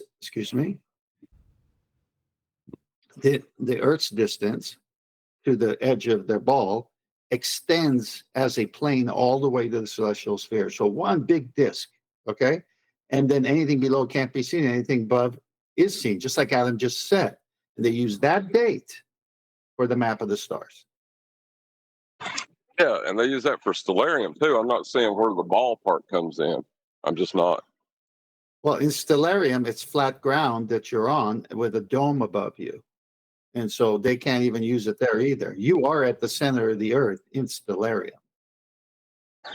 If you're at the center of the Earth and you're going to introduce a ball, you would be seeing molten rock and magma and all that other stuff, not the stars. Well, they're just using the fact that we live on a plane and everything about the ball came off this plane, and the arc part of the protractor is where they got you living, not at the center. There's no magma, none of that molten iron core stuff. Right, is that going to be where we round out and ask everyone to stay tuned? I think it probably is. So with that, I'm going to say, if you are watching this on either Nathan Oakley 1980 or Nathan Oakley Premiering streams, then stay tuned, as there will be an after show to follow. Unfortunately, if you are watching this live, this is where we bid you farewell. So another massive thank you to today's Discord and G+ panels. I've been Nathan Oakley. Stay tuned if you're watching on an after show, and I'll see you all in the next video.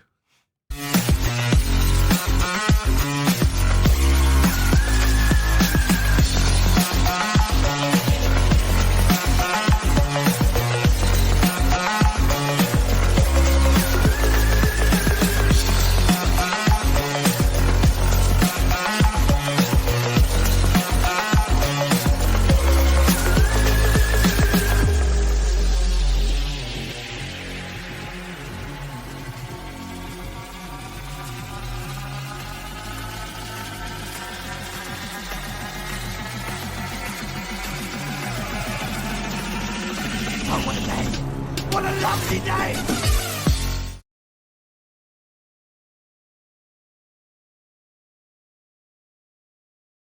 Two for the right. But you can't even get to the 5,400 nautical miles if you say if the Earth is a sphere. You never got the angle measurement to get that thing. Right. You're right. But I'm just saying, in observation, on top of that sphere, as Adam put us, you're not going to see anything over those curves, because to them, the curve is blocking everything. But when everyone is seeing a sunset or a sunrise, that's 5,400 nautical miles at 90 degrees. Yeah, but like you keep saying 90 degrees and 5,400 nautical miles, you wouldn't be able to get that, to assert that, if the first statement was true. Correct. That's why I said it, because you can't get 90 degrees on a curved ball. Adam had us on there. You couldn't see 5,400 nautical miles if you're on that curved ball.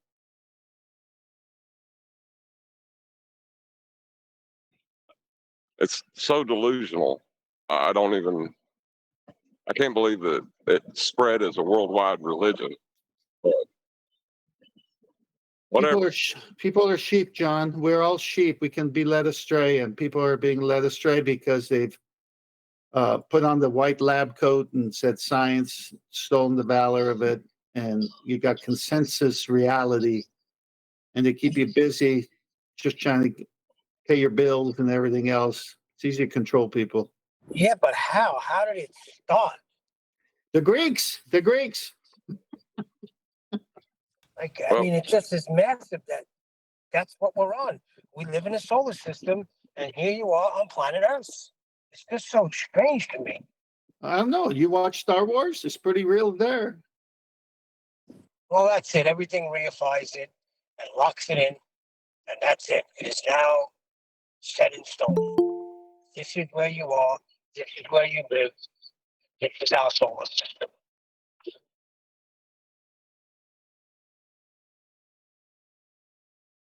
I got a question about, I don't know if Adam's still here. He mentioned earlier about the year 1100 and kind of rejecting history previous to that. But then later in the show, we talk about the Polynesians and even the Jews with Passover, which definitely predate 1100. What's up with that? Why are we rejecting history previous to 1100? I'm not saying reject it. I'm saying be very dubious. When Nathan was referring to primary source, we don't have documents that predate 1100. I think they're like in some Scandinavian stuff. We're a little bit later. So that's just a historical reality. The documents that we attribute to earlier are claimed to be copies of copies of copies. So that's all we have, just the fallibility of paper. You can then look at the Nag Hammadi stuff, and that's questionable whether it's genuine or not. But those more later discoveries would be the oldest documents. But in reference to the Polynesians, I think I made it clear that there's no written thing. These are the stories of the elders where this was translated. And I just cited it as a point of interest. I didn't hear you say you rejected it. You don't have to reject it. You just got to accept the quality of the source. Yeah, that it's not dating from. Is that when you look at the Eratosthenes stuff? Okay, it's not Eratosthenes' writing, is it? It's a record that somebody said 200 years after Eratosthenes. It's a record of somebody writing 400 years later that somebody said this about him. The scripture's a little bit different because there's much more copies of it. But even then, if we're looking at the oldest kind of vellum scripts, we're not looking at first century documents, are But we? nobody would expect paper succumbs to entropy. Like you would have to use a different standard at that point. Yeah, exactly. And the history we're given is that this is the point of scribes, is to preserve it because of that. But with that in mind, you have to take into account when we're talking about what a primary source document is. Man, can you add more validity to it if it's got credence that it has been handed down, it's been preserved? You've only got that old document, but it certainly has, to me, a bit more validity than a document that says it was written in 1100. You can add a bit more to it, but you've got to remember where the source copy dates to. What's the certainty you've got? We've got writings on rock. Yeah. All kinds of stuff that date thousands of years back. I mean, the Babylonian sexagesimal system, the Egyptians wrote on rock. All kinds of cultures left clues, not on paper or parchment. I mean, paper was nothing back then. Who had paper? They were writing on skins and all kinds of other stuff. And that was a rich man's thing.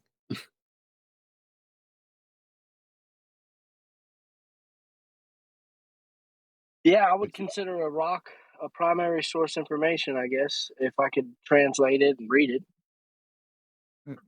So you'd be looking at cuneiform things like that. That's great. And you can read it, and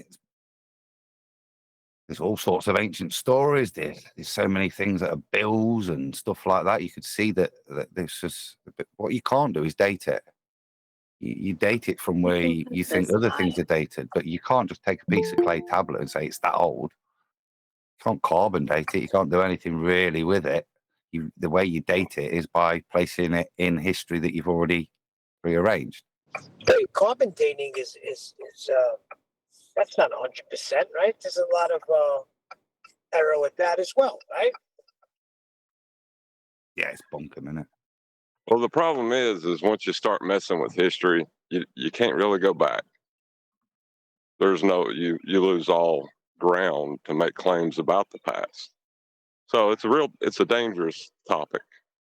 Well, this is why when Danny Faulkner and others write in their book, we've always known it's a sphere, and they quote the Greeks. It's like, well, that's fine and dandy. Can you prove it today instead of quoting the Greeks? Why can't you prove it today? Why do you keep saying it's always a sphere when it wasn't? It was to them, that's a group of intellects that love geometry and love that shape of a circle or a sphere, and they postulated things, and they had mythological gods named the planets. And you're saying the whole world thought this at that point? Okay. I think that sounds like a talking point to me. Sorry, Well, I it didn't mean to is. cut you off. No, That's that's what the, it sounds like. A talking point for people who don't know any better, so that the dumbasses of the world could just run around and say things like, "Oh, it's always been a sphere. Everyone always knew," instead of the people that understand that, yeah, there were people that considered it flat even today, but yeah, the narrative came into existence, and that's why now people think it is. But his little story of no, everybody knew it was a sphere. I think that's just nonsensical talking point for for dumbasses on his side. I'm done. Sorry. well, let's just say it's true. Great. How come it's not measurable that way today? Well, they were all wrong then. So if the whole world thought something and today we prove they were all wrong, they're still wrong. And if only that group of people really believed it because they love geometry, and then Copernicus and everything kind of went the heliocentric way after that. Uh, to this day, just prove it to me today. Quit quoting dead people. Just show me the black swan doesn't debunk your Earth curve. Just show me that. Well, I think it's interesting that he was talking against the tramp stamp. The flat Earth is an archaic model. He's supposed to accept that, not say that they always knew it was a sphere.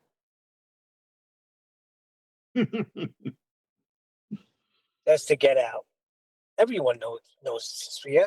They knew it was a sphere thousands of Wait. years ago. Did this guy in the video say that today? Well, we're not done with Is the that why? video. Nathan's taking a break. Oh, because I wasn't listening for a lot of this, and I'm thinking dude came and said that it's always in a sphere. Which is funny because he told us that you can't be looking for curvature. No, The globalists might want to go have a talk with that guy. All the globalies who want to run around saying we can see curve from the beach, or curve from a plane, or curve from a mountain. Well, maybe have a talk with this guy because he doesn't seem to agree with you. So But- have fun with that. the practicality of these reviews, especially today's, is that if we were all in a room and there was a bunch of normies in that room and we played this and we would hold our tongue and not interrupt, they would buy it. They'd buy it, everything. Then we replay it again, and this time we'd say stop, false, no, boom. We do our thing. They'd say, you got a point. I wasn't thinking. Yeah, duh. Think, question it. You're being lied to on massive scale here. I don't know. I think some of them might be like, but like, don't we have a story about like how boats are going over the curve? Didn't that story come from supposed observation of such boat going over such curve? So how can you sit here and say there's no spherical nature of the Earth that can be seen from the Earth that is spherical? It's real simple. You It's know what real I'm saying? simple. Yeah, it's real simple, Chocolate. Get in your car and say you live in Arizona and drive away from your house. And about every 2 miles, look back and tell me if your house gets smaller or not.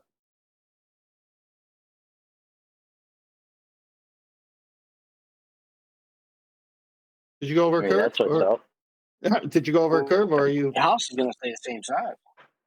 Yeah, the house is still the same size, but it sure looks smaller when you're 10 miles out.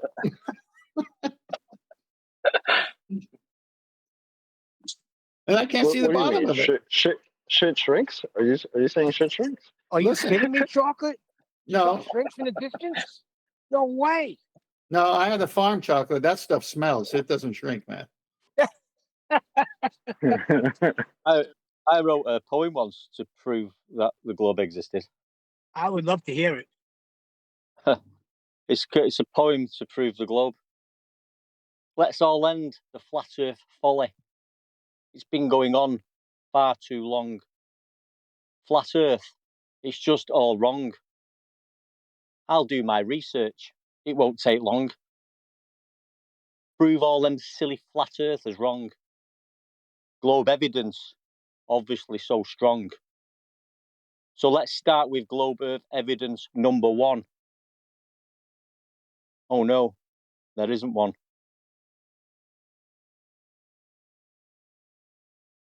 Very good.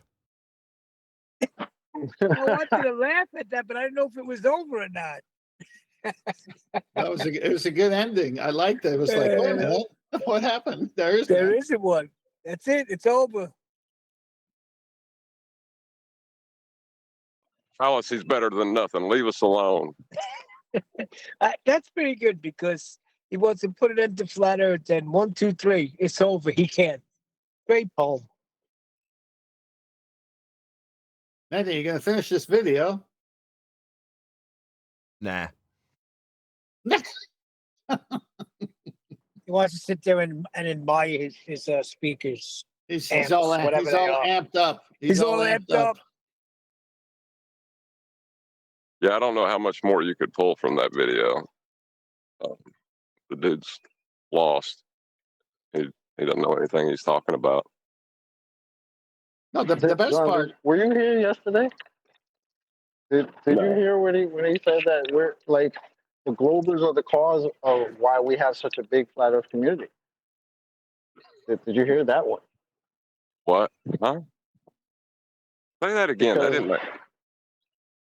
Basically, the globers, right, who falsely assert that we can see this curvature from Earth, from a beach or a mountain or an airplane, his words, are falsely asserting that we can see this curvature, hence are the reason why we have such a big flat Earth community.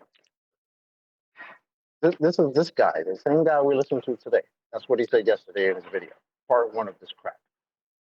There is Can you nothing believe it? about that. There is nothing about that statement that could be considered a rational thought. I award him no points, and may God have There's a mercy on part his two. soul. There's a part 2. I didn't know. I didn't even bother. Yeah, Eli, when you sent the part 1, I saw it and I went to his channel and saw he has a part 2, and tomorrow will be the last, the part 3. Oh, okay. He's got 3 parts of the shit. It's amazing, isn't it? Nathan, are you there? No. No. Perfect. I'm just sharing again if you'll put it up. I've just been reading this document. I'll just read on the thing he cited to prove it's quite interesting from Missouri Ed. So it's just a little bit of a review. And there's a couple of telling lines. I mean, it is geocentric and that. So it's not their model, but he is claiming a ball Earth, from what I can tell. But what's interesting is this dude is kind of considered for astronomers kind of essential reading to have it in your head. And a couple of telling lines, I think, why. Barker argues that the images in Sphera are meant to train the inner eye to help the reader develop his own mental models of the cosmos. So it's starting to help you visualize this geocentric sphere world. And then the other quote, bear with me. Yeah, it was there.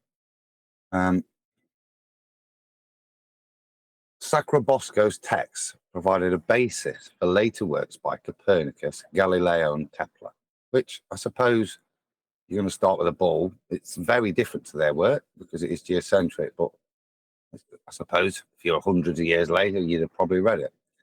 In some sense, our own understanding of the cosmos adds to or corrects the mental models he started building over 7 centuries ago. And that's my point. This appears to be, as they say earlier, a way of getting people early on to start to think about what they're seeing in the sky in terms of these mental spherical models. Sounds like an early brainwashing book, is what the claim is, because it's about changing your perception to what you see in the sky to fit in with these mental models as described. mental models. Is that the word used? Yeah. That's funny. In some sense, Two our own funny words to put next to each other. Yeah. Sorry. Well, that's what I thought. It's a really weird way of, if you're reviewing the book, to say these things. It sounds like it's a way of programming, an early programming book.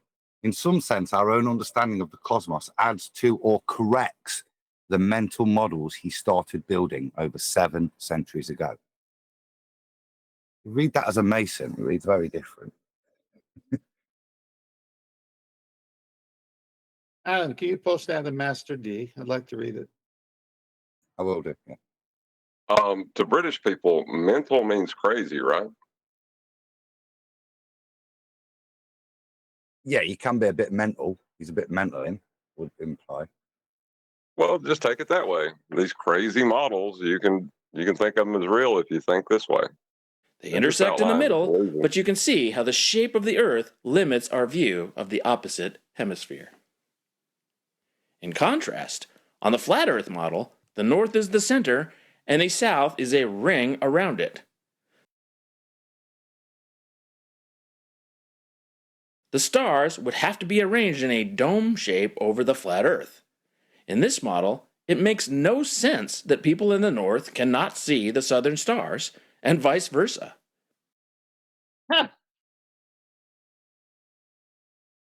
Really?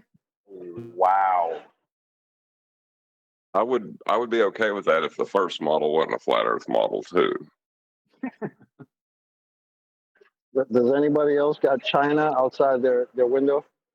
Anybody? And it is particularly absurd that people in the outer ring can all see the same southern stars, but not the northern stars at all. There should be nothing blocking their view of all the northern stars. Oh my gosh.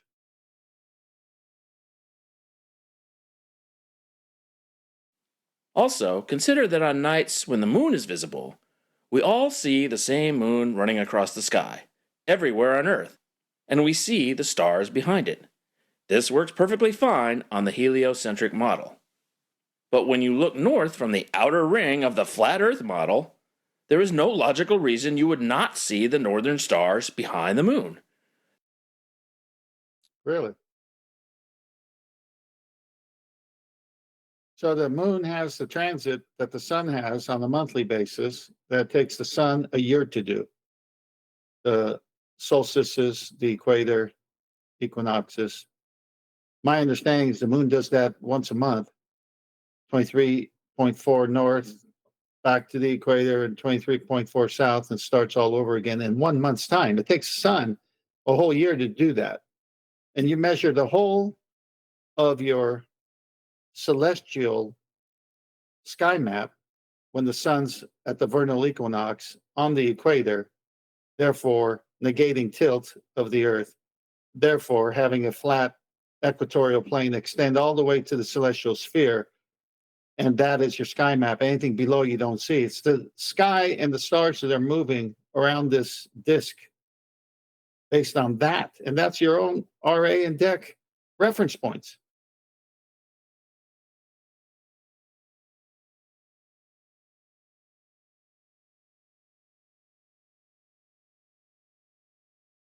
Not to mention stellarium. And you go to an observatory and they do the show for you.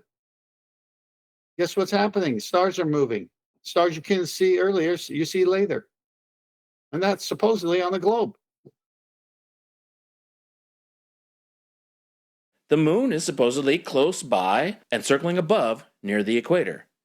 And you would be looking northward with the moon near the center of the sky. But somehow the northern stars can't be seen? This is an insurmountable failure of the flat Earth model. And it only gets worse for the flat Earth model. The nightly rotation of stars is perfectly explained by the Earth's rotation on its axis. Every night, we see the stars rise and set overhead. They move very slowly, but if you watch for half an hour or so,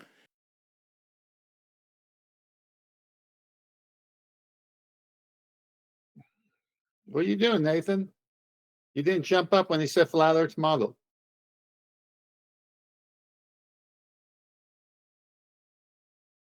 Scott?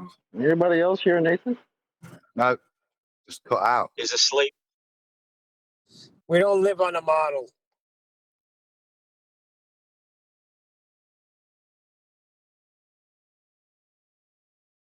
He's tired today. He didn't want to do it. Nathan!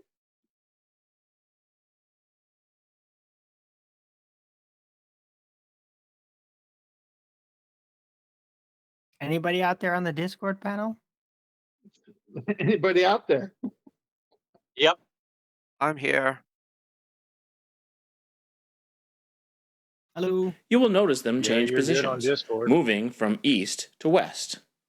In the northern hemisphere, you will also notice the stars to the north rotate counterclockwise around a central point.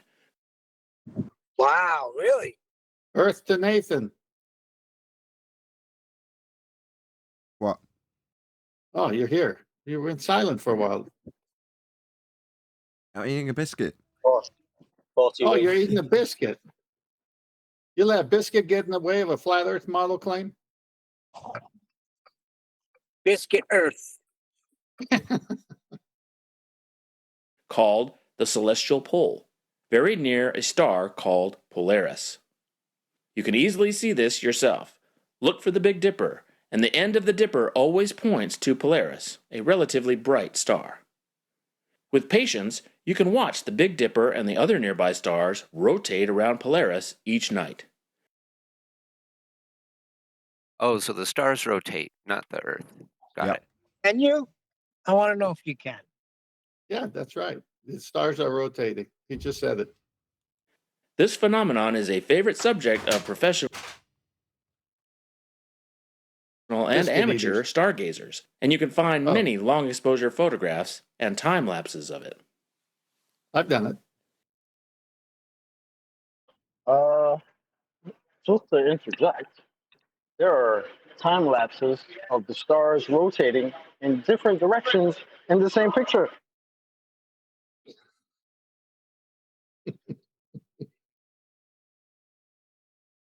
I thought everything rises in the east and sets in the west. Am I wrong about that? I'm not Turn sure of around. his point, Neil. Maybe it needs to be made yet. I mean, I know he's straw manning. I'll have to be on mute because of the lawnmower.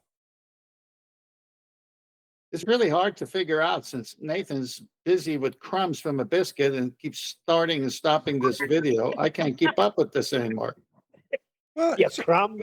I'm just waiting for you to react to what he's saying. But obviously, you've got to be. How could, well, you stop at a point and then it's silent for a while. We're waiting for you, but you're munching on biscuits and making me hungry. And this is nonsense, man.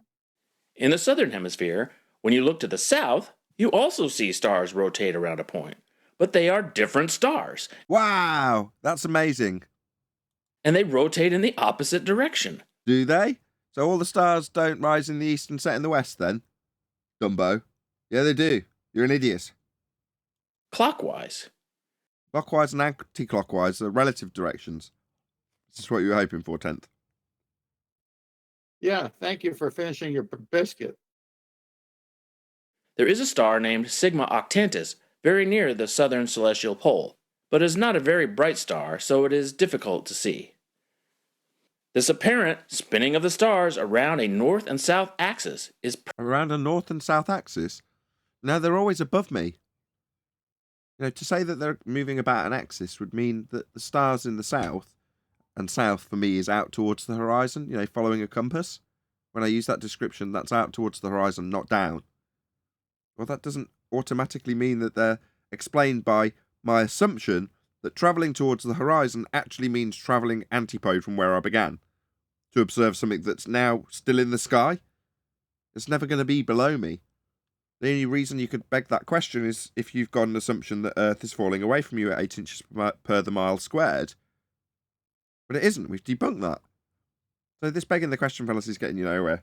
perfectly explained by the heliocentric globe model. The model came from a flat Earth elevation angle measurement to Polaris in the first instance. So no. If you're going to claim that it works, well, it only works because of the flat Earth it's based on. So this is a lose-lose for you. Claiming that the globe works, let's just lay this out for the audience, right, rather than for this dude. If you say the globe works with this prediction, then ultimately you're just saying the globe Earth, based on a flat Earth, can predict X. Well, number one, I wouldn't use that. It's fallacious reasoning. But if you want to, I can turn around and immediately say, right, but for the fact that you had a flat Earth to measure to get that globe model. So it's a flat Earth win. Because the globe model is a flat Earth model. It's got elevation angle measurements to Polaris at its heart. So what are you proving? That Earth's flat? Because the grid lines transposed onto a sphere that originally came from a flat Earth work? Well, then you're proving a flat Earth. Every time you say the globe works. Okay, well, touche, bully for flat Earth, because that's where it came from. As the spherical Earth. Yeah, after chocolate, I'll go. I'm sorry, real quick. I just want to say, while he's actually talking about Polaris right now, maybe he'll tell us how they acquired those elevation angles to Polaris from a curved surface that he believes he lives on. They didn't. Also, Flat Earth required. Go ahead, 10th. Yeah, also, how do you hold a compass? Parallel with the horizon. Flat. Yeah, Flat. So south should be down, but it's horizontal to you. But where if it's down below you, why isn't the needle pointing that way? Because it isn't. That's just not how a compass works.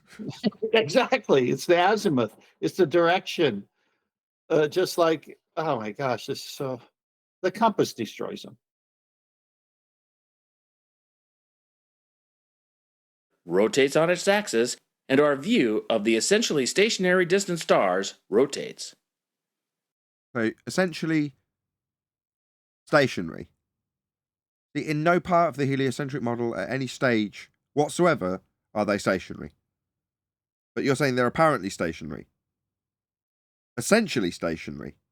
But yet apparently moving. So they're both apparently moving and in every multiple axis of the heliocentric model moving. But you're saying they're essentially stationary. Again, why is it that the people who are disseminating this garbage don't recognise their own contradiction? You show a depiction of them moving and describe their apparent motion, and then just tell the audience that they're essentially stationary. I don't get it. The distant stars to the north and south, And distance requires R, requires Kepler's third law. Spin around a point because we are seeing them over the spinning axis of the Earth. But that's an. So it's just beg the question and affirm the consequent.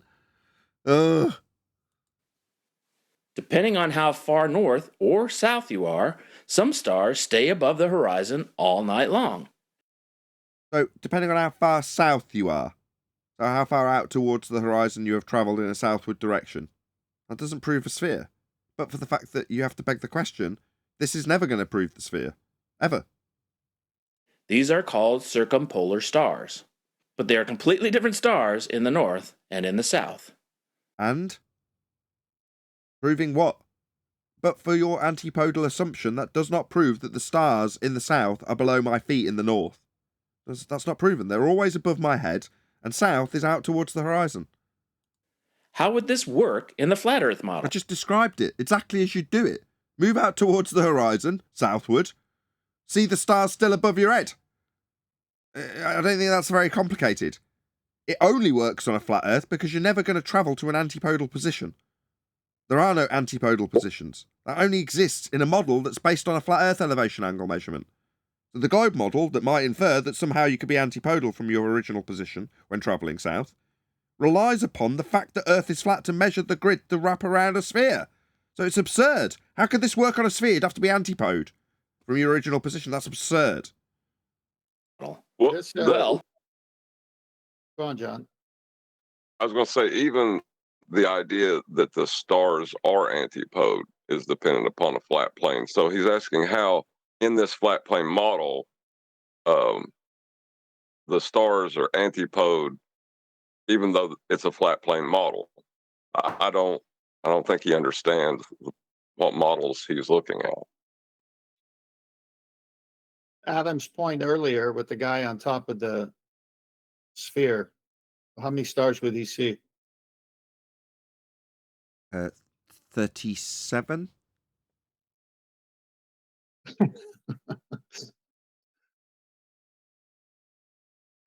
To put it simply, it couldn't. In any flat Earth model, the stars would have to be arranged in a semi-spherical dome over the flat circular Earth. And polarity... There they are. You're describing the celestial sphere. So if you're talking about north and south, you're talking about two flat planes. would have to be in the center. And that would seem to explain what we see in the north. Right, like you transpose down to the centre of the equatorial plane if you're claiming to do celestial navigation by utilisation of a sphere Earth surface. You're at the centre of it, in the middle, in the multi-line core. That's how you do it. If you want to infer that the Earth is a sphere and then not use the surface of it. Use a flat plane, because you have to. You can't get angles from a curved surface. But south of the equator, the outer concentric ring in the flat Earth model, now you have... Why is that the outer concentric ring? This is an azimuthal, equidistant, north-centric projection of a globe. Right? That's what this is. That's what you're showing us. So either you don't know what this is, or you're strawmanning us based on your assumption that the people who vomit up the feast of nonsense garbage and present this as a flat Earth model, maybe they're unaware when you strawman us with this garbage. No, the azimuthal, north-centric, equidistant projection is just that, a projection of a sphere. And that sphere uses latitude lines that have come from an elevation angle measurement to Polaris off a flat plane. So this flat plane from a sphere from a flat plane. This isn't our model, we don't claim this. Huge problems. When you look to the south, in South America, in Southern Africa... Well, I'm going to blame that on the transposition from globe. This is a globe projection. So it's, everything you say from this point on, I'm going to say, well, that's a failure for the globe. So what?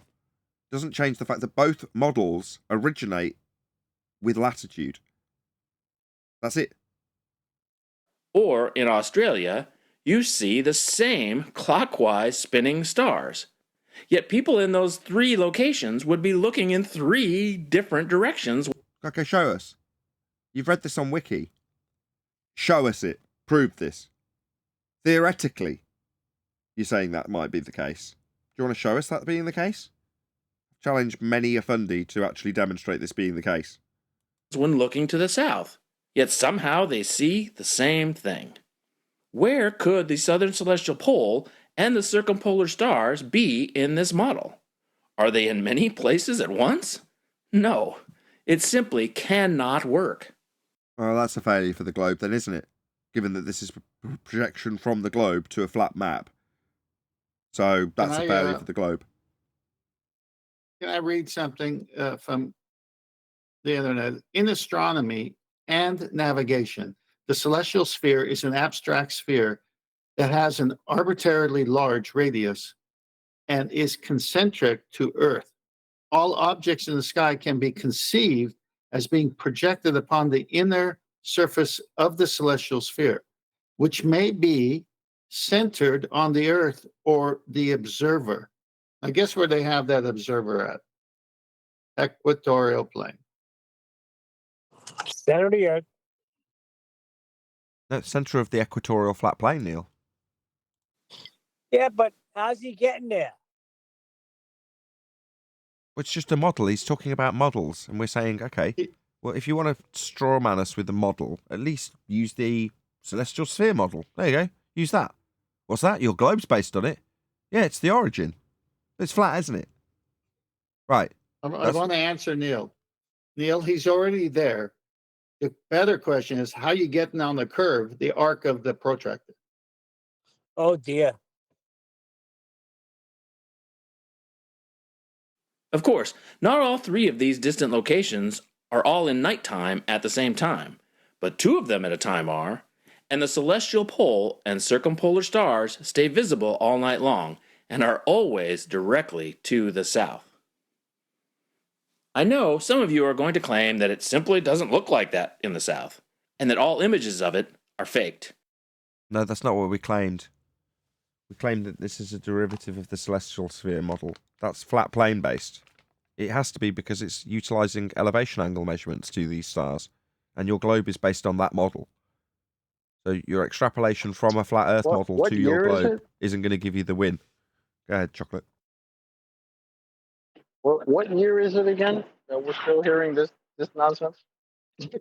This is that same old story, right? You heard like 7 years ago. Yes. I'm not asking you to take my word for it. You could go and see it for yourself. But I do recognize I have. I've been south of the equator, and all the stars went the same direction as they did here. There was no difference. Yeah, they all rose in the same direction. They all rose in the east, set in the west. Didn't make any difference. I am curious. When someone asks him to point south, does he point at his feet? That's It's pretty a foot thick, compass. so I'm guessing yes. That's a foot compass, John. They're hard to find. that it is not cheap or convenient to travel to the southern hemisphere if you live in the north, and I have never been there myself.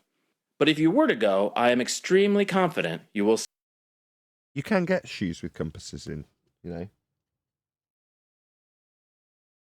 You can? Maybe we should put homie on game. Like, bro, you can get the same observation that you think you're talking about. Just go in your backyard, watch the stars, and then turn around. Thanks. Shoes with compasses. Are they walking antipodal, or what are you trying to say here? But he's extremely confident, guys. My daughter came in. Yeah, I was just going to say, I actually had a pair of shoes that had a compass in at one point, and I lost them. And I went to my mother, and she gave me this full yarn about, you know, shoes going to heaven and all the rest of it, and I shouldn't be so upset. But it turns out she was right. It turns out shoes have souls. I knew it was a joke. See the southern constellations, such as the Southern Cross, and also you will see the stars rotating clockwise around the southern celestial pole. All of the stars, save for Polaris. Nathan, you got me on that one. I feel like a heel. That was a good one, man. Right, just don't I swear think me we're on anymore. plumbing and we've mixed the switcheroo. So we're now discussing clockwise and anti-clockwise. Is that going to be his proof? Yes. Yes, his ability to turn around is his globe proof. Why am I so sure? Because you turned around, you dumbo. Independent confirmation. What, that if you turn around, stuff can move the other direction? Did you got independent confirmation of that? My God, this guy's thorough. No scientific claim. So is it scientific to claim that if I walk around the back of a glass clock, it moves the other direction relative to me and my viewing of it? That's scientific, is it? Wow. Check out these stars right there. Rising in the east, setting in the west. Yeah? But if I turn around, yeah, they're still rising in the east and setting in the west. You complete idiot.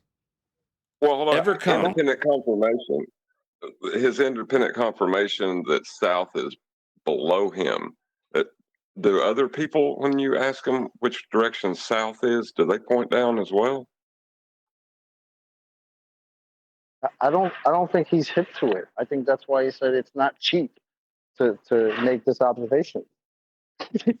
He's not hip to it. You just go in your backyard and turn around, buddy. What an idiot. From a single observer or a single observation. Science demands that observations are independently. Like, science doesn't demand anything. That's a reification fallacy. It's got no lips. Do you think it's got a courtroom? What the hell are you talking about? Science has come along and it's told me I owe it money. It's making demands of me. It's saying I've got to give him the cash. No, science isn't making any demands on anybody for anything. It's a method. One that I disseminated and you haven't got a clue about. Confirmed. Why would science need an observation independently confirming? What is that his phenomena? Is that what he's saying there? Or is he alluding this to astronomy, where an observation is some form of proof? Yeah, you look at something. If you blink, Adam, then you see it again. Observation confirmed. Science. I think it's more so how they put they've stolen the valor of science, and now they use it for everything. So every time they use it, it gives them authority. Science demands. So basically, what I'm telling you is validated because science demands it, and I'm using science when he's totally not using any science. And this is how the sheep just believe all this stuff. Like, remember the mayor of Chicago chocolate with the globe Science next is to back, baby. Science is back, baby. I actually looked it up. It is actually, there is some shred of truth to this. You know, science did make quite some heavy demands in the 80s about how shiny women's hair should be. And as a result of those science demands, we got Timotei. Here comes the science part. If you flick your hair under a waterfall, it gets proper golden shiny, and that is science. The demands were made, shiny hair was the result. This day and age, you can easily get independent confirmation yourself. Yeah, you look at it, you blink, it's done, confirmed. It's as easy as that. By finding someone on social media that lives anywhere in the Southern Hemisphere and asking them what they see at night. So let me get this straight. Your confirmation is going on Facebook and asking a random to tell you what they see. What about going there and doing it? You know, would that not be a bit more, useful? It wouldn't be useful because you're begging the question that when you travelled there, you'd be travelling antipodal from the position you began at. So you've already begged the question before you've even got on the plane. You know, when you talk to the person on social media, you're affirming that they too assume that you are antipode from them. So you both, scratch each other's back and tell each other that, yeah, I also assume that you're antipode from my position. Or find any number of independently produced videos of it on YouTube. Independently videos of what? The clockwise, anti-clockwise direction. They're all moving in the same direction, you complete nutter. Of course, people lie and videos can be faked. But if you pick people at random, there is no reason to think they are part of a conspiracy, especially if you don't tell them why you are asking. The reason you're asking is you don't understand that turning around changes the relative direction from your position. You don't understand that. So you're asserting clockwise and anti-clockwise position for something, regardless of your position on the known world, will all, with the exception of Polaris, move in the same direction. And the more independent, neutral sources you can find, the less likely it is that they that turning around will make you look really stupid. Are all wrong. Are wrong about what? Turning around? Or lying. About turning around. This is idiotic. If the stars in the south did not actually appear the way they teach it in all the schools of the world, a great many people would have... Teach it? Well, as in, they teach the world that they're moving in different directions, by your estimation? Is that what they teach? This isn't proving anything. I'm done with this video. Nathan, can you go to Master D for 2 screenshots? And I left the link as well for others too. Yeah, it's up. Celestial Sphere. Yeah, this is from Berkeley, EDU. Imagine the sky as a great hollow sphere surrounding the Earth. The stars are attached to this sphere, some bigger and brighter than others, which rotates around the stationary Earth roughly every 24 hours. Alternatively, you can imagine the stars as holes in the sphere, and the light from the heavens beyond the sphere shines through those holes. The imaginary sphere is called the celestial sphere and has a very large radius so that no part of the Earth is significantly closer to any given star than any other point. Therefore, the sky always looks like a great sphere centered on our position. The celestial sphere, and therefore the stars, appears to move westward. Stars rise in the east and set in the west. Next slide, please. Even though, trying to take this without dying, even though we now know that the ancient model of stationary Earth is incorrect, we still use this model because it is a convenient way to predict the motions of the stars and planets relative to location on Earth. This guy, this dum-dum says the model only works on a sphere, and here Berkeley EDU says it only works if you imagine if we're flat. Yo, the audacity that these people have, right, to tell everybody that even though this model is incorrect, we can correctly use it. Like, is that not straight double speak out of both sides of your mouth? Are you serious? Like, saying that they just say that they post this stuff in books. It's my God. The validation to prove your worldview correct, as cited by this guy earlier, was for the model to be able to predict.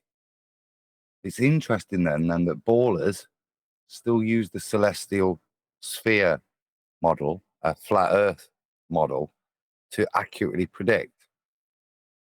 So that says something to me. If you're of a standpoint that if your model predicts, its worldview is correct. It's kind of contradicting him. That contradicts everything he said. Exactly, Adam. That's exactly my point. He just fixed his face to say, "Oh, even though this model is incorrect, we use it." Well, why the hell would you use an incorrect model to make any type of prediction? But then we'll simultaneously ask the flat earthers, "Oh, where's your model that works?" Didn't he spend the whole video saying, talking shit about the flat Earth model? Yeah, and the way in which you know which model's going to be correct to reality is if it predicts correctly, and then goes on to say, "We use the flat Earth model because it predicts correctly." You gotta love it, man. You have. But with that, I'm going to say another huge, massive, enormous thank you to both Discord and G+ panels for making today's after show possible. And of course, a massive thank you to all of you in either Nathan Oakley 1980 or Nathan Oakley Programming streams for hopefully smashing the super chat, liking, commenting, sharing, subscribing, joining as a Nathan Oakley 1980 channel member, and all that good stuff. I've been Nathan Oakley, and I will see you all in the next video.